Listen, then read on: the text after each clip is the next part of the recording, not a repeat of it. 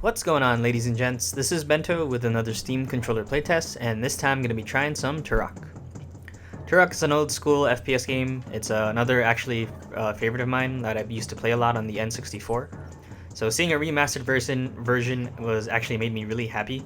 As far as I've played so far, it's really good with both the Steam controller as well as just a keyboard and mouse. And as far as I can tell, it's actually one of the few games that's really user-friendly for the Steam controller, mainly because it doesn't have a lot of keys that you have to mess around with, and so it's really nice to, if you're starting with the Steam controller, it's really nice to try and map it out as your first initial game. So for my actual control scheme, I am using a keyboard, mouse, and gamepad hybrid setup, and I'm really happy I'm able to do this because there's some functionalities that I wanted to implement with the Steam controller. And so for the actual control scheme, the left trigger is a actual left trigger, which is to jump. The right trigger is actually my left mouse click, which is used to shoot, or let me bring up a gun, used to shoot as well as to select in the menu options. And the only reason I have it to left click as opposed to right trigger is so that you can navigate the menu options a lot faster. Personally, if you prefer to have the left trigger or the D-pad selection, you can always program that too on the Steam controller, but I much prefer just navigating with a mouse option. For the left and right bumpers, they are as normally as they are, so left bumper is actually left bumper and so is right, and those are used to cycle through your weapons, left bumper to cycle up and right bumper to cycle down. The left trackpad is actually a touch menu. So there are a total of 14 weapons in Turok. The first touch menu I have just lets you access the first 7. And if I were to, I actually have the second touch menu mode shifted. So by holding the left grip and then accessing the touch menu again, you get the next 7 weapons. These last 4 are actually unassigned on the keyboard and mouse as they normally are for Turok. So I've left them blank, but you guys can always assign them however you want. Right grip is to jump.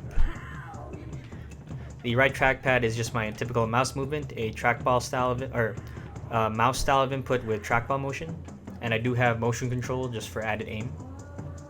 Left thumbstick is just to move as normal. The face buttons, I actually only use 2 of them, and that's A and B.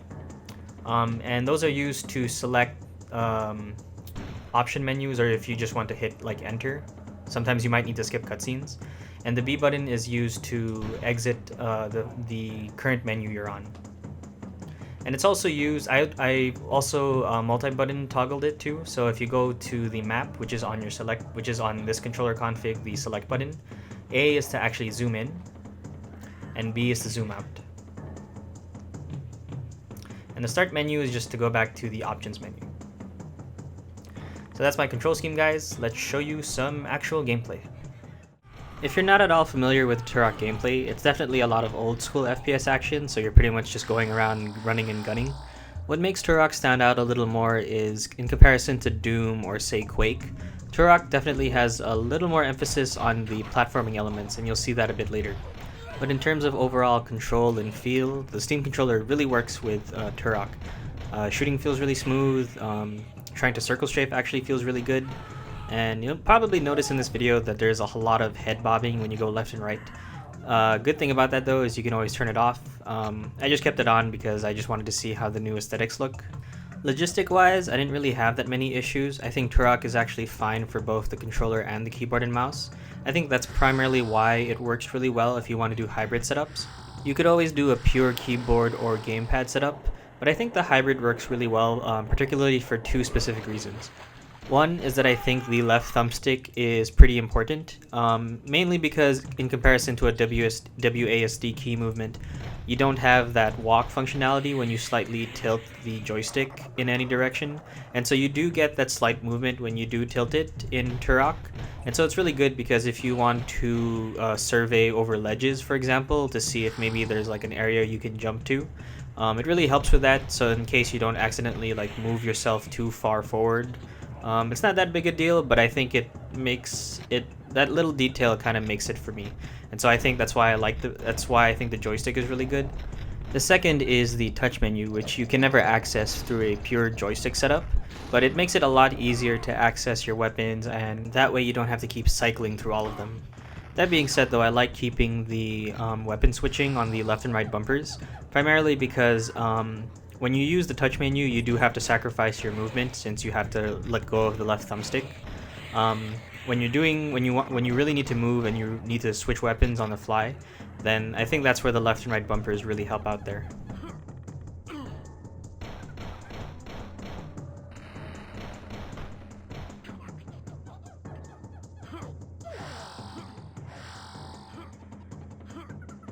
So as you can see there, platforming does play a pretty big role in Turok.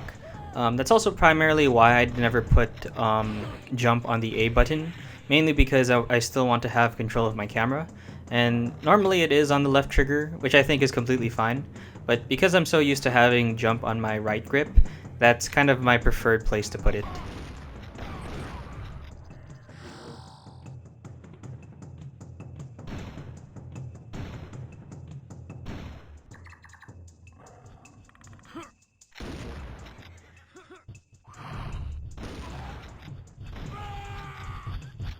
Even though I said using the left and right bumpers is really good for selecting weapons, especially in the middle of a fight, it is kind of a habit for me to still just use the touch menu regardless.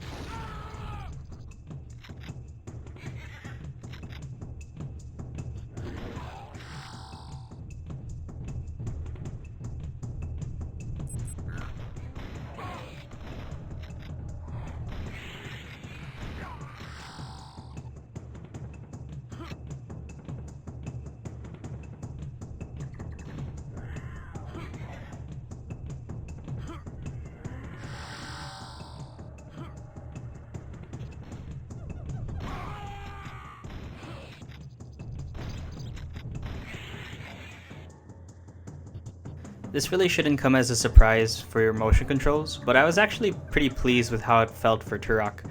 I'm kind of used to having motion control feel really good for most modern FPS games, but it is a remastered game, but I thought the motion controls felt really smooth. Like I said earlier, circle strafing enemies felt really good. Moving between enemies feels fine. Shooting like one target after the other feels really good. And I also thought it was especially helpful to do the platforming elements, kind of like my Mirror's Edge and to some extent my Dying Light. It's really helpful to just be able to aim down with the motion controls and see what part of the ledge I need to land on.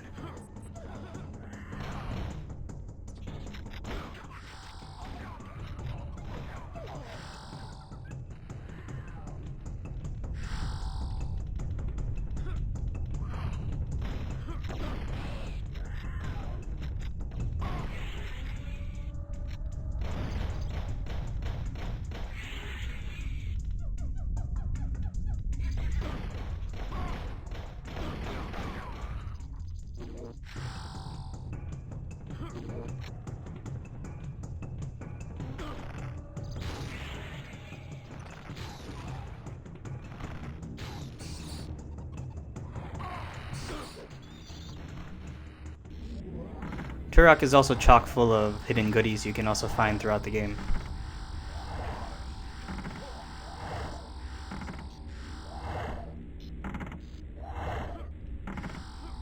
So overall, Turok with the Steam controller is an easy recommendation. It's especially nostalgic, I guess, if you've ever played Turok on the N64, so it'll definitely take you back a bit. But if you've never played it, the keyboard and mouse are fine. It was ported to the PC, so this may be familiar for some people. But again, like most of my recommendations, Turok definitely is fun to play again if you've already played it before. And especially if you do own a Steam controller, I think it's also worth revisiting again. Definitely controls are relatively simple, so there's not much really you can do in terms of, nothing overly complicated you can do in terms of customization. But that's partially why I can really recommend Turok as sort of like your first game to customize for the Steam controller. I know I've recommended a couple of other games, but Turok really does feel like the most simple in terms of control scheme I've come across so far.